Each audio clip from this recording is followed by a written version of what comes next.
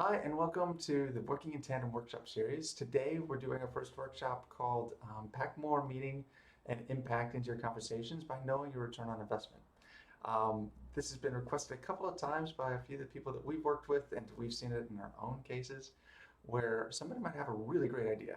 Yeah, you can see that there's a problem or there's an innovation or cool new technology out there that you want to use, but it kind of falls on deaf ears and you don't feel like you're ever really able to get any traction with these concepts and ideas because it just doesn't go anywhere with executives and management. Leadership has a different way of thinking and working, and this gap between the people that have the ideas, do the work, and are at the front lines versus those that are driving the business and seeing what's on the horizon and knowing where the money is going. There's a huge communication gap between those two sides.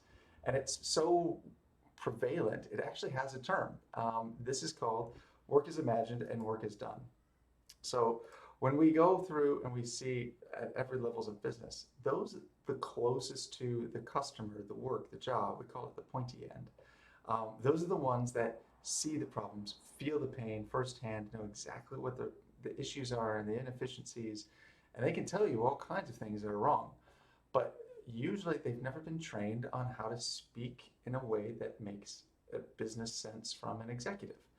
When we talk about pain from the front lines, it's usually personal related. It's usually has a pain or an emotional element to it. I feel like we're always overworked. We need more staff. And we usually tack on our solution to the end of the pain that we feel and think that, well, that's the problem. Obviously, we're overworked, so we need more people. And then you present this in a little bundle where you've packaged the pain together with your proposed solution and handed it off to management, and we expect them to just jump. When really, that might not be the only solution. Because we've put together what we think is the fix, the only thing that management has at their disposal is a yes or no because we haven't proven anything, and we haven't given them options.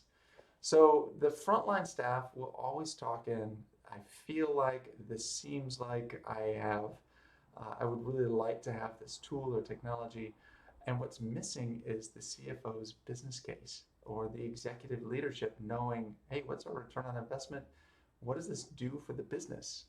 It's great if you want that, but how many extra people or customers are we going to see? What's the benefit for our organization? So we're not just throwing money away. Because let's be completely frank, CFOs do not waste money, right? I've never seen somebody just light a match and blow cash out of a cannon. So you kind of have to know how to speak to the CFO to get your point across. And bridging this gap, understanding how they speak and what they're looking for, will help you figure out how to grab and package your idea in such a way that'll gain their attention and give them um, the relevant feeling that, okay, you know what you're talking about. I can see the plan is sound, and it'll take some of the risk away. So by quantifying your impact, that's from the front lines, we have a few tools that we're going to share with you today. And then based off of that, at the end of this tutorial, we're going to build a business case together. We're going to show you what that looks like when you take the improvements that are data backed and have an ROI measurable financial case, when we package it up in a way that makes it just kind of really easy for somebody to come along on board and listen to what your ideas are. So your ideas and what you'll learn today are going to come together because we're going to calculate benefits. We're going to say, it's great you have a new idea or solution. For the business, though, what is the return on investment? What is the benefit that we're going to see? What is the financial increase in revenue or cost deductions that we're going to be able to get from it? We're also going to show you, if we put this in place, how to kind of map out, well, how does that affect the business overall? There's more people at stake than just you if we put a new solution in. How is IT going to manage it? How are your people down the line going to use the information? So there's lots of moving pieces, parts, and in order to map out the full context of what's going to change, we'll give you a couple of tools so that you also know what the costs are going to be. And then finally, when we have all of the benefits, the financial numbers, and the really big wins of how much dollars could be generated in revenue as well as the cost it's going to take to get there.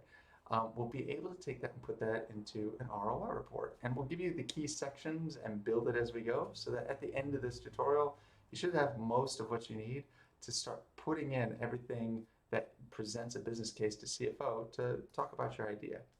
So first off, we need to figure out and we need to define what is a financial benefit. Many people don't really go into this depth, and we found that when we talk to people saying, well, this is my idea and this is why I want to do it, it doesn't have financial backing to it, and there's a couple missing pieces. So first off, benefits come from change.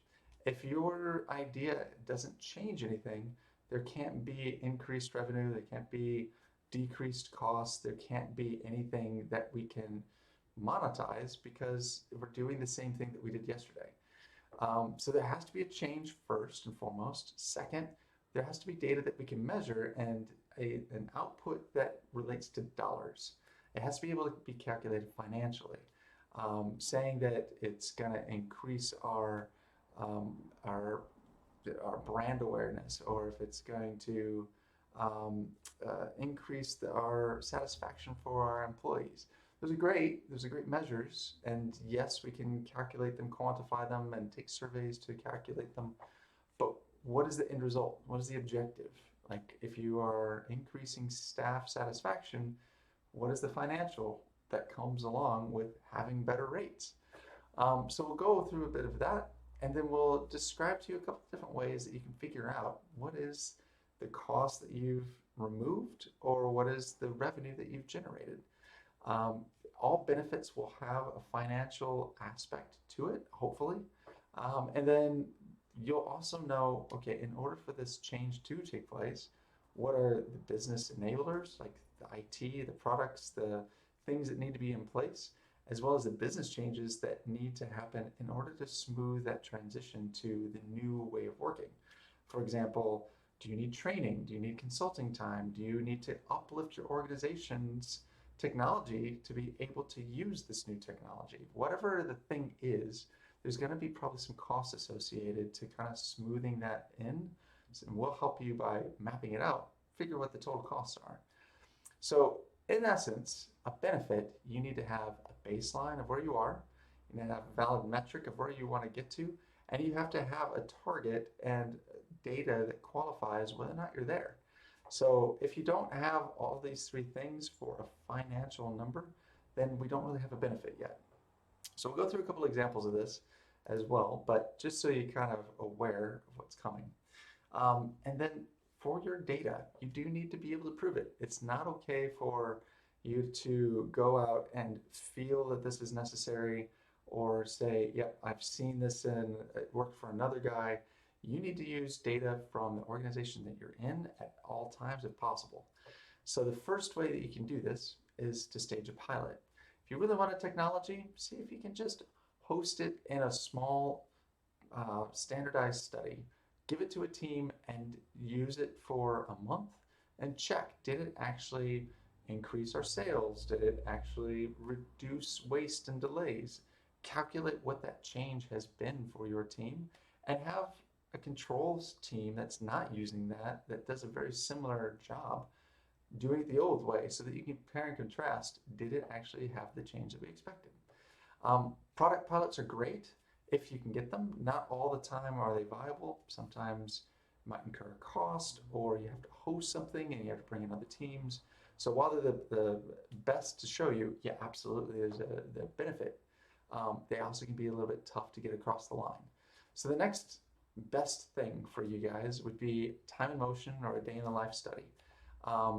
They can be expensive if you go out and hire like really expensive consultants, but if you're just doing something pretty easy, you know what the workflow is, you can see the delay, it's rapidly reproducible, and you can see exactly when it's occurring, then it makes sense just bring somebody in and have them track how often these delays and these problems and the issues that you're seeing are occurring, because then we can calculate out for a year what that looks like and show, if they weren't there, what the potential future perfect vision could be in terms of dollars. Next is detailed evidence. So this one, you wouldn't hire somebody in, you would actually take measurements yourself. Generally, these are really good in short segments and short increment of periods. But people generally start to get a little bit wary and tired of tracking their time or tracking certain things in Excel a lot of the time.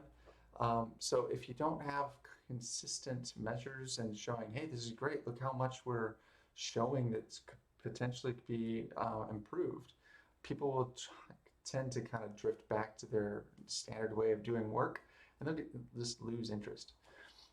So it's really good to make sure that you're narrowing in on exactly what you want them to do, make it super simple, and to keep up the engagement and the excitement, because we are doing this work so we can get that thing, that technology, that new bit that we want. We're gonna show the CFO just how bad it is for everybody, and we're gonna collectively gather all of our insights for a financial model that gives us the backing to ask for what we need. So if you come at from that angle, usually a little bit easier. The last couple start getting a little bit less relevant and less reliable in terms of the data sets that you get back. So the first one's historical data from client systems. Like if you've already got a digital system and you know that one of your key benefits could be drawn out from the logs. For example, I know if we put in a kiosk at the front door, we're going to get a lot less phone calls, and that means a lot less time that our administrative staff are spending on the phones. By automating that process out, there could be a huge win for how much extra customers we see per day because our staff isn't sitting here on a phone. So let's think about how we would grab that from historical data. What about the phone logs? If you had the ability to go and grab how many phone logs you had before you put the change in place and then the logs after, you can make comparison and contrast, and you could even use the times of those phone calls to kind of show you how much relevant time has been saved across a certain time period. So historical data is great, a little bit harder to get to. The next one is industry benchmarking. So this one, usually if there is an industry benchmark, it might be a little bit hard to find, and it's definitely hard to figure out where you sit in relationship. So let's say you're manufacturing, and the time that you spend on tools, not doing admin work or cleanup, the time that you're fixing something is usually called time on tools. We know from an industry benchmark, roughly 70% is the best most people achieve, and the lower end is about 40%. So if you know where your time on tools is, you can compare where you are among the industry, and you can use that as we could do better according to the industry standard. But you're comparing to kind of apples and oranges. It's not always the person that you're comparing against the industry standard. Maybe you guys do things a little bit differently. So it does make it difficult. So the next thing you can do is a reference site, you go out and you model or you do a simulation of what you think could be happening. This is usually a really big data set that we'll take and we'll create to make a simulation. This is how long it's taking to get through every steps of a process. And we'll run that a whole bunch of times and see a whole bunch of simulated outputs.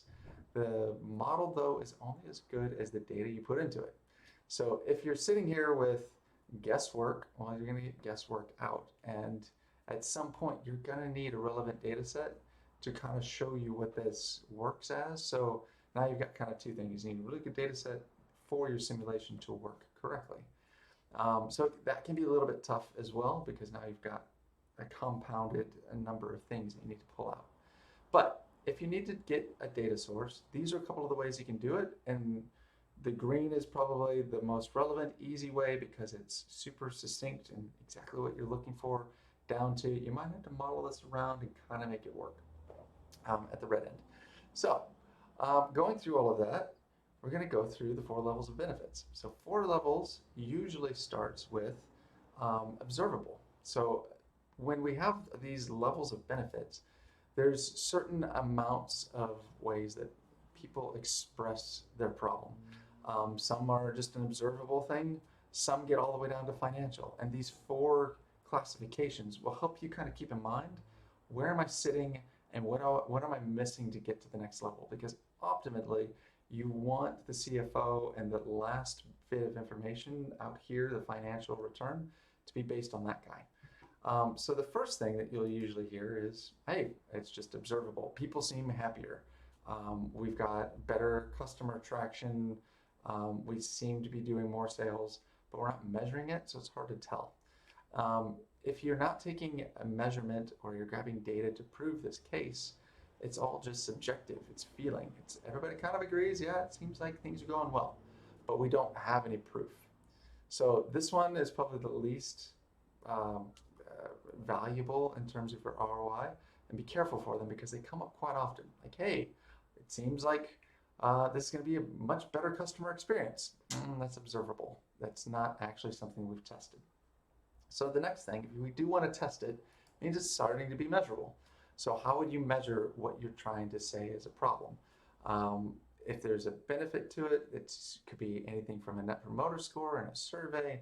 It could be the amount of time that you're spending in doing a certain thing, but we'll measure how long it takes and what's the cost, and we'll have a point in time distinction about what our thing is that we want to achieve, change, or make as a better thing for us in our workday. So for this example, let's say we took a net promoter score. Now we're measuring how satisfied our staff is. And like, yeah, we can definitely see that there's something to it. We have like an 85% approval rating. That's fantastic. What do we do with that? So the next thing that you can do is take your measurements and start trending them over time. And that turns it into quantifiable. So if you have a change between 2 points, that's where this becomes a little bit more interesting, because now we don't just have a point in time and we don't know why it exists. We can see, oh, we've increased our staff satisfaction by 40% over a certain time frame. Why did that occur over that particular time frame? So now we're starting to see a little bit more understanding. The data is starting to prove that there is something to what we're saying, and our subjective kind of analysis is being validated. We can prove that there is something occurring. The final one, though, and this is kind of the golden unicorn, it doesn't actually get calculated very often. This one is financial. And this is what you need for ROI reports. So often financial comes off the back of something measurable, quantifiable, and we're just adding the cost element. It could be wages, it could be the number of widgets we sell, the production of something on an assembly line. What is the thing that either saves you costs or increases revenue? One of those two things is probably happening, and if you can pinpoint it and use data to prove it, there you go. Now you've got a really good benefit to talk about on your ROI case. So for this one, HR costs, because we've had such amazing uptick in staff satisfaction, means people aren't leaving. Well, that's pretty cool, because that also means we're not hiring people, we're not training them, we're not losing productivity. And the HR budget for the year, we didn't have to spend about $100,000 interviewing people and putting in a whole bunch of new people for training and getting through this huge churn of employees. And that was in this last quarter, so we know it was during that 40% uptake. There's a direct correlation between staff satisfaction and how much money we were able to save because of it. So if you figure out what is the financial that goes with the thing that you're measuring, now you've got a really good thing to start using as your use case. So those are the 4 levels of benefits. On top of that, we need to make sure that the benefits that we're pointing at have an objective that the business is interested in. Smart objectives are things that somebody is going to care about. Your CFO or your executive, they're going to want to say, yeah, I totally agree with you. These are great things to start improving and measuring. So to keep your objectives smart, so to speak, there's 5 distinctions. Make sure they're specific. You want to prescriptively, like really describe well what the accomplishment is, the thing that you want to get out of this, and bring your stakeholders together. So if it's other peers or if it's management or IT, make sure that everybody kind of understands why you want this project to go ahead, and use that financial incentive and the benefit as your leverage to say this is something worth it. Make sure it's measurable. If you can't measure it, then how do you know if it's actually a benefit and you're going to have ROI? So you need to be able to measure it. You need to put a system in place that knows, yes, at this point, that objective has been achieved. Third, if it is achievable, It means that we've defined it by looking at data and growing the understanding from the data set that we've been able to generate. It did not come from on high from management saying, we want 30% less cost and 20% more revenue. Those aren't necessarily achievable. They're great goals, but that's not something that we can be confident on that we'll be able to achieve with our project. It's just, that's something that we'll work towards. Achievable means, what did you do? What is your project doing? Not what they want to have happen. The relevant is also make sure that when the CEO, CFO, and the executive team see a driver or a reason why the business must change, that you're aligned to it.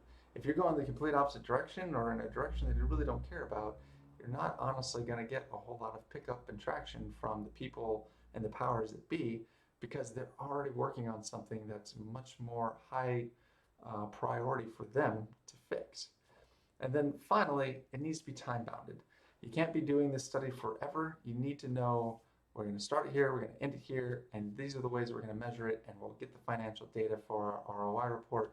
And you need to be succinct on not only how you capture that data, but how that you get the reporting done quickly, because people will be super excited to start the project, but the interest will start to wane over time. And if you don't have a report to say, hey, look, we're doing really good, and here's what's happened and how much we're saving over time, there's going to be a lot less advocates at your back pushing this change up to management to get fixed.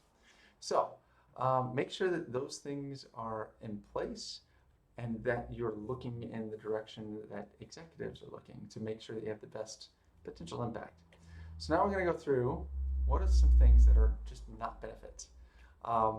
Oftentimes people will talk about their benefits of their program or project, or you'll see it on a pitch deck, but they're not really the financial return.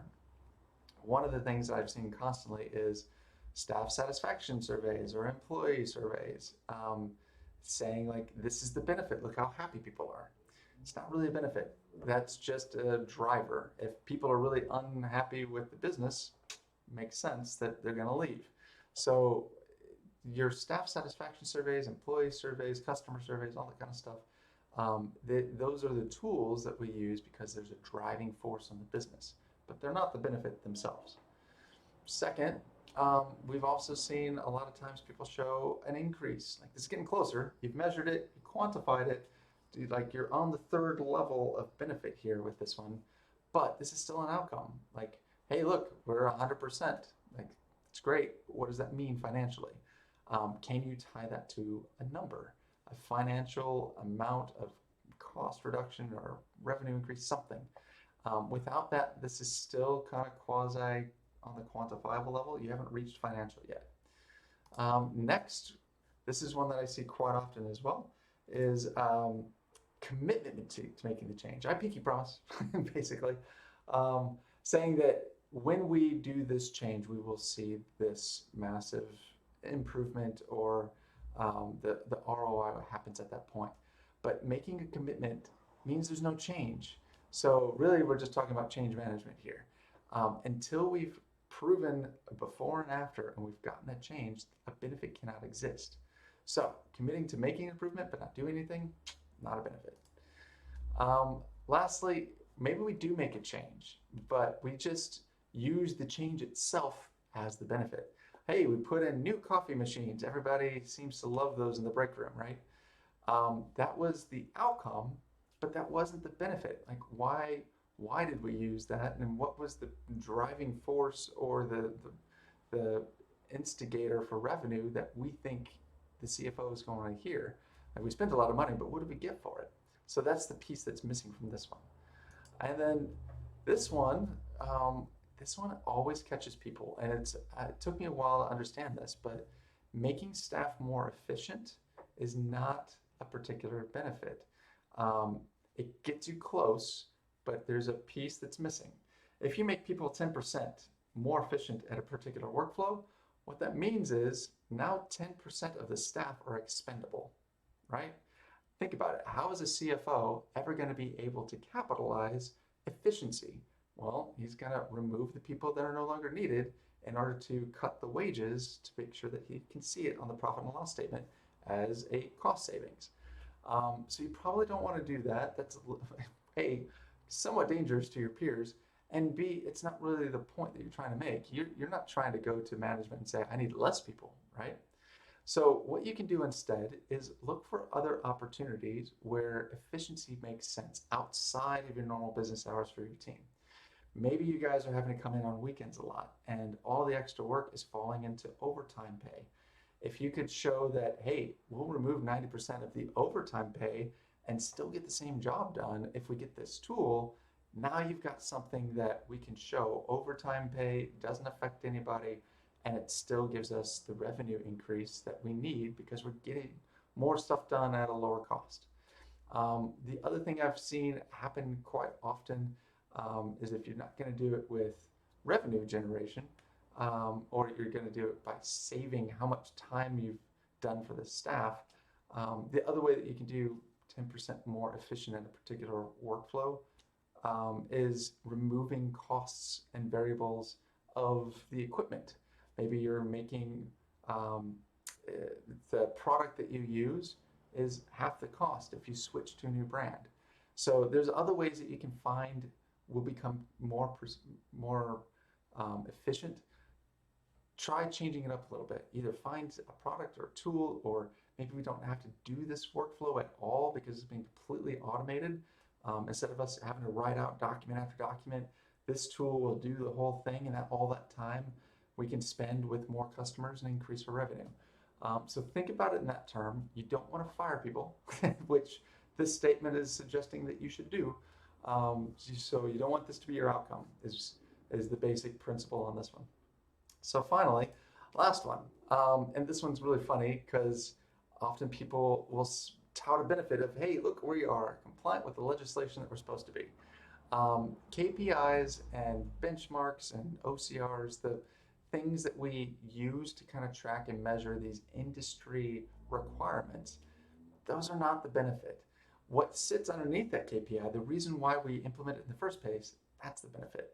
So for example, when you go to the hospital and you hit the emergency room, from the moment you step in the door, there is a 4-hour window in which researchers have shown through multiple studies that if you are able to treat a person within 4 hours of them being at the emergency room, they have a better expectancy, greater outcomes, they're more likely to have a really good service and less death, basically.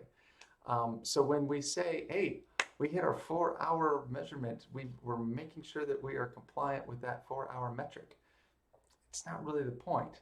The point is, at least 4 hours or less, look at all the lives we're saving and look at how much better our customers and our patients are receiving care. They don't have to come back to us, and we don't have to spend a whole lot of extra money because they're constantly coming back and having all these problems. We've delivered something higher value. That's what the real benefit is. So be careful when you're doing KPIs that's not what you're pointing to as the benefit. That's your drivers and your outcomes. It's the goals that you have, but it is not exactly what the benefit of that change is going to be. All right, so with those kind of out of the way, a couple of examples of what's not a benefit. What is a benefit? Remember, we need time bounded, we need to make sure it's measurable, and we have to be able to quantify a financial figure from it. So these are a couple of the examples that follow those 3 requirements pretty closely. So for this one, we, instead of going out and trying to get more staff every single quarter, we focused on retention, and the reduction in productivity and the cost of hiring basically meant that we saved a huge amount from the HR budget. And it was this amount over this time frame. So having those 3 key pieces in here, we've got the time, we've got the measurement, and we've got the amount that was produced because of this change that we did. So this is a great one, similar to satisfied employees. Just having a satisfied employee doesn't really make a benefit. But if you can say, hey, we've had less lawsuits, people that do leave are leaving in a graceful way, and they're actually giving us recommendations of their friends, of other people that still want to work here. We don't have as many complaints. So the legal troubles that we run into from really angry staff has reduced, and our legal budget is not as impacted. There's our X amount again over a certain time frame, cost savings. Um, Finally, what is our senior staff doing if they're being really overloaded with work and they cannot get all the work done and they're having to take on more and more, which maybe it's not quite at the rate that they're getting paid. They're helping a lot of interns finish their work. Um, Automating some of that kind of stuff can have a huge benefit. So it means that senior staff that are really skilled and they're the only ones that can do certain types of work, they're the ones that sit on the more skilled side, and then they're able to offload or automate and erase some of the administrative stuff. It means you're capitalizing on what only they can do by decreasing the cost of elements of work that's not really needed for them. So if you can quantify what is the drop in the wages and labor, because hey, look, we don't have to pay for all of this to get done anymore. It's automated. We've completely removed it. Now we can also say that was a potential revenue source because hey, look, our senior staff are able to get through X number of customers more than they used to. That's where you can start generating revenue. So those are a couple of examples of how you can qualify it, how you can calculate it, put a time on it, and tell if it's a cost reduction or if it's a revenue increase. So when we do things as a benefit, like we've already stated before, it has to come from change. And there's really only three types of changes or actions you can take. You can either do something new, you can do something that you've always done, but just do it better, or just stop doing something altogether because it's no longer necessary. These three are going to map up on a grid to create us our benefits table. So on the top here, this is all the things that we're either going to do it new, we're going to do things better, we're going to stop doing it. And then we have our 4 levels of benefits along the right-hand side. It's important to go ahead and fill this out as much as you can and try and make sure that whatever you say is the benefits that you see fits. Just be aware that this orange line that runs through the middle is kind of the gap where we see a lot of people speaking. Frontline staff, when you're talking about observable, maybe a point in time measurement, hey, the net promoter score is really bad. These are the things that they're gonna see, right? The CFO cares about the parts that are up top. What is the financial benefit? What is the quantifiable amount of customers that we're gonna get back? Because we can kind of package those together. So you want to focus on trying to get as much of these as you can in your ROI report. It's great to have these too, but it's more for marketing and it's more for showing the story of what people are dealing with rather than building a business case and an ROI figure off of it. So now that we have all of that kind of mapped out, we know exactly where pieces are going to go, what we're going to look for as a benefit, and how we can kind of organize that on that table. We need to start looking at costs because part of an ROI is you take all of your increases in revenue and the amounts that you have, subtract the costs, and divide by your total cost to get your ROI number. That means that we need to really start thinking strategically around, if I put this in place, what's going to happen? So this is where we start using benefits dependency network. The BDN for short basically maps out 6 key criteria that you should probably be thinking about. First up is your enablers. You usually will do a technology or something that's new and we're going to try and help with productivity, or there's a technology, there's something usually from like IT or system support that's going to support the change. It's going to be the thing that we kind of hinge the change on. Capabilities means the staff, the people that have to use that new technology may need to have a little bit of an uplift to be able to use it effectively. Are they trained? Do they have the experience? Are the processes okay? Because maybe sometimes the process doesn't fall in line with what the product makes them do. So making sure that everything kind of lines up on those 2 layers is absolutely a dependency. And then the next stage will be making sure that the business changes. What are you doing to the business to help kind of streamline how this works across all the different divisions so they're all playing together. It's not just the team that has to use the technology, it's maybe the IT staff and the security teams to make sure that it's being done securely. Maybe it's the finance and HR departments that needs the data from that tool to feed into them so that they can have their benefits. So the business changes are often mapped up and are highly dependent on those first two columns. And then finally, we have benefits that sits in the middle. What is the financial output that we can depend on happening if we take this over a certain period of time and it works well? Making sure that we still use all the qualifiers that we've talked about before. We can basically say, here's the outcomes and the objectives, and these are going to be like your headliners. If you think of it like news headlines, these are the goals that the company said that we wanted to hit per quarter or for the year. Did you manage to get them, and what was the ROI and the benefits of getting those goals? Because if there's no reason to do it, people don't like to change. It's not really going to happen very easily. And then finally, you have your drivers. And drivers are usually more external forces. Sometimes they could be internal, but there's something that your business has to change that's probably a little bit beyond your control. Maybe it's new legislation. Maybe a product or a service that you're currently using is no longer being offered by a vendor, or it's being sunset, or it's no longer secure, or whatever the case. There's probably an outside force that's making you have to consider these outcomes and objectives. So those drivers are extremely important to get from your CEO before you start throwing out your ideas, because here's what this looks like altogether. Your benefits dependency network is going to have drivers on the left, outcomes and benefits, and that's the why all packaged up. Why are we even changing? Then we're going to have the what. What does the business need to do in order to make this change take place across all the divisions? And then the capabilities are the individual people and the things that need to happen for them to start seeing that, hey, there is a benefit. I do like adopting this, and I'm going to keep it. And then finally, you've got your enablers, which are your technology, your tools, your software, your technologies, whatever it is, sits there. And here's the trick. In order for a project to be implemented, adopted, it has to start with a driver, and a line has to go through at least one box out of every column, all the way back to the enabler.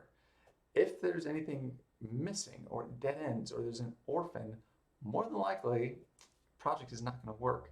In this example, there's a whole bunch of orphan boxes. You can see that we have change management, shared action, hardest knowledge, and a bunch of our drivers that don't really connect to anything. That's a pretty good way to see that this project isn't going the way we want. CEOs aren't going to care because that's what they're caring about. Meanwhile, all of these things are going to fall off the grid because they're not connected to anything. Why would we do extra changes if they're not necessary for the capabilities and the enabler technologies that we're trying to put in place? So this is how you would map up what you're doing, and in your workbook we've included a whole bunch of examples of some of the things you'll probably see in these columns, just as to help you with your brainstorming. When you get this, we're going to give you a blank slate. Put it into these areas: your drivers, your outcomes, benefits, your changes, capabilities, enablers, and then I want you to mark up what is the dependency of each. We can't have a capability of staff unless we have these certain technologies that are feeding their ability to do something better. And as you go all the way over to drivers, you'll have a pretty well thought out plan of implementation. Here's everything we have to get done in order to make this a success. And if you don't have everything, every column marked out, there's probably some missing pieces and a couple of things that you need to go and check. So this is a really good way. Make sure you have everything inclusive. And then we can start looking, well, what does that look like? Do the capabilities mean we need a training course? Do the changes mean that we need some consultants to come in and maybe put some APIs together? The benefits and what that all goes and entails, like how are we going to generate that revenue and show that we're on track? So these things help you start coming up with your costs. These are the pieces that we need to make this happen. Now that we have your benefits and an ROI and a fiscal number as well as the cost that it's going to take for the implementation, we can start to come up with a little bit of an ROI template. So the first thing you want to do is an executive summary. CFOs don't have a lot of time, so you got a few sentences to get their attention. Hey, guess what? You've got a problem, I've got an answer, and we're going to make money doing it. If you can put that in your executive summary, I guarantee he reads further on. Your business drivers are usually, we know that you're dealing with some external forces, some internal problems, whatever it is. These are why we need to change, and we understand where you're coming from. And these are, if you give us the investment, the opportunities that we have to get not only compliant or a new market or a product out on top, whatever our thing is that we think is going to happen because of these drivers, these objectives will say how we're going to get there and why it's so important, because we've got a benefits table. So if we put in this new technology to help us achieve those outcomes that you want, here is the financial incentives. We can do new things, we can do things better. You're going to take this first row, which hopefully has some big numbers in it, and you're going to package that together and say, look at all the things that we could basically do for the amount of revenue that we're generating or the costs that we're going to save.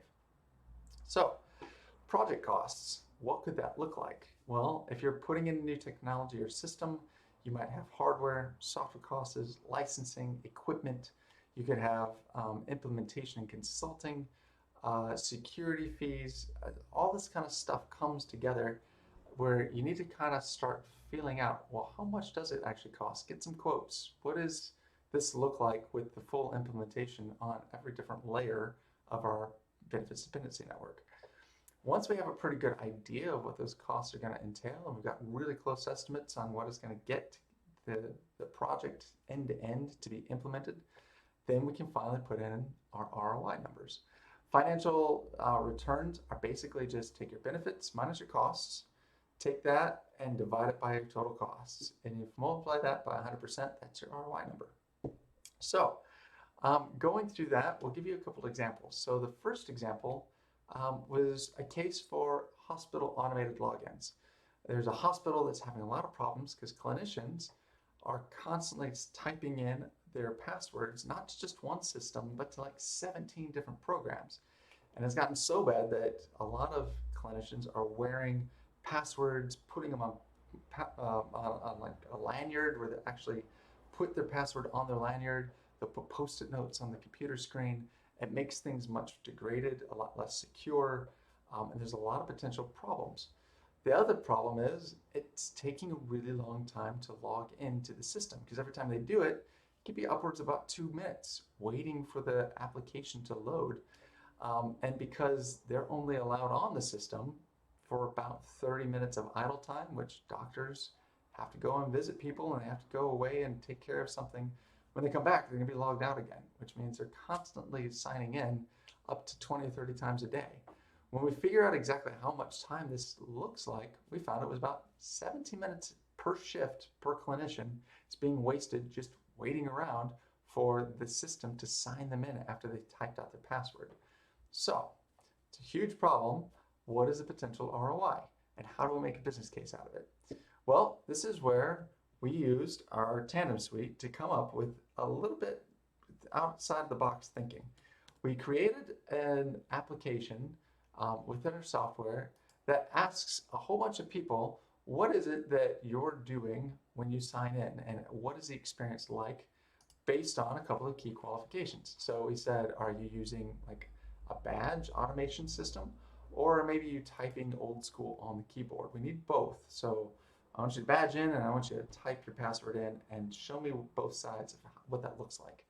Then we started asking also, what's your role? Are you a nurse or doctor? Where are you located? Because if some places are worse hit, those are where your advocates are going to be, right? People that are sitting here waiting even longer than normal, maybe the ICU has really bad internet hotspots, they're going to be even more incentivized and desperate to help you. So if you tell them, hey, I'm working on those badgeless passwords, would you mind filling this out for me and just giving me some data to show me what it looks like? Now we can kind of start crowdsourcing your reporting. Say like, hey, look, this is how long it's taking across all of these different places with a data set that's relevant right here, right now. So then we can also ask your tenure. Does it matter how long you've been here or not? So we can kind of eliminate some of those questions. Well, if they were here long enough, they'd know what to do. Like maybe, but this also happens to people that have been here for a really long time too. So all we do now that we've filled this out is say, cool, I'm going to type my password on the keyboard. I'm on a workstation. I'm going to time how long it takes this to log me in. And when it finishes, I'll stop the timer. That's it. That's really all the person on the front lines has to do to validate that some time saved, signing in all the time, is worth doing some kind of project around. So we did this for quite a bit of time. This was an app that anybody can load up on their phone. You send out a link, and then every time they sign in, they just hit a couple of things in a timer to see how long it's taking us. When we started seeing data back, we got data from doctors and nurses and interns. We had a whole bunch of information come through from a whole host of different people in different parts of the facility. And what that allowed us to do is very quickly map up what is the cost. Because now that we know what the type of person is, maybe it's a doctor or a nurse, we can also assign what is the average salary range that we kind of expect that person to be making. So when we have this in place, every time they take a time, we can say this is how much labor was involved getting that sign-in done. And if we're doing this 20, 30 times a day, and it's taking about 17 minutes, now we can start to say, okay, what is the difference between the badgeless system and the typing our password system? So seeing how many people, we can say we're pretty wide on all the different people that have reported. We've got a lot of different backed research coming from people at the front line, so we know this is real, it's not just one or two. And then we're going to look at our survey app results. And we're going to show this is the time savings between login times on thin client and a workstation versus doing it with a keyboard or a badge. And you can see just how much, it's like 80% reduction in time. So as we go through, we keep seeing this over and over. It doesn't really matter what your tenure is. You might be a little bit faster if you've been around a while longer, but we still see that there's a huge drop in time getting rid of these passwords. Results by role or position, we can average by the different role that they said they were. Seems on this one that our senior staff and our nurses are going to be the best advocates for us. They're the ones that have to deal with the longest wait times. And then we can even go down to the participant and see how long it's taking everybody by individual, but disguising their identity so it's not calling out anybody individually. So now that we have all this data and we actually have proven, hey, there is a case to be made here and there's a cost that we can deliver, we come back and we start finishing out what our ROI report looks like. So this is what we found. Clinicians are logging in 20, 30 times a day. They take about 45 seconds to type in a password manually. If we add all of that up, even on a conservative level, it's about 17 minutes they spend just standing around per shift waiting for technology to work for them. If we take that then on 3 shifts a day at 200 clinicians that are on site 7 days a week and 365 days per year, whatever that looks like for the staffing levels of the hospital, then we can basically calculate down to 63,000 hours per year clinicians sit waiting on a login screen. Now that's pretty cool, but it's still not a benefit. So how do we take 63,000 hours and say, all right, we're going to either do revenue generation or cost removal? So remember when I was going back to people who are using passwords and they're putting it on Post-it notes and making things super insecure. There's many hospitals that have had data breaches within the last year, and the average is about $9 million of what those cost. So if we can reduce our risk even by like 65% and get it down to, all right, we'll say that we can save you one-time data breach that would cost 9 million, and we'll say it's for about 4 million bucks, you'll never see that cost. We're doing things better and we're removing that from even a possibility, because batch systems you're not going to be able to hack as well as just taking a Post-it note and typing in somebody's password into a random workstation at the hospital. Secondly, not only do we see that there's a potential benefit for not having fines and costs, but let's just take 30% of that 63,000 hours and associate it to new patients. If we could increase our patient load by just 30% of that 63,000 hours, and $500 was the normal average spend that we do per patient. That means that we're going to see an increase in revenue of about $2.4 million for the year, which is pretty cool. So now we've got actual numbers. We can also say there's some other things that are going to take place, like IT is not going to have to spend so much time resetting passwords. That's a benefit for them. We could even probably put this up to another level and say the financial for the IT staff, if we did this whole thing again, how much time do you spend changing passwords? So if we took this one level deeper, we could even increase the ability for IT to come on the board and say, yep, we want it too. We'll advocate for it because look, this is all the time and cost that you're removing from our process of replacing passwords. Clinician satisfaction, we can put out a survey before and after, and we can show that there's a measurable increase of 30%. If it's quantifiable, put it there, but if it's just a one-time, then you can put it in the measurable.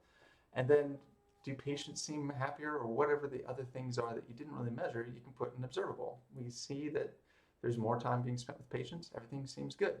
So now that you have this table kind of wrapped up, you know what your finances are, how you're going to make the money, then we just need to start working on the costs. We found a vendor, we know what the product is, we figured out the license costs, we know how much it's going to cost to install, consult, put it all together, and it's roughly going to cost us $1.6 million for this entire project to go forward. But remember, we had a $6.4 million potential benefit based off of not having costs and increasing revenue just off of that. So when we put this into a formula, it gives us back 300% ROI, which for a CFO, basically in his mind is he gave you $1 and you gave him back 3. So, or sorry, 4, because it gets his original investment back as well.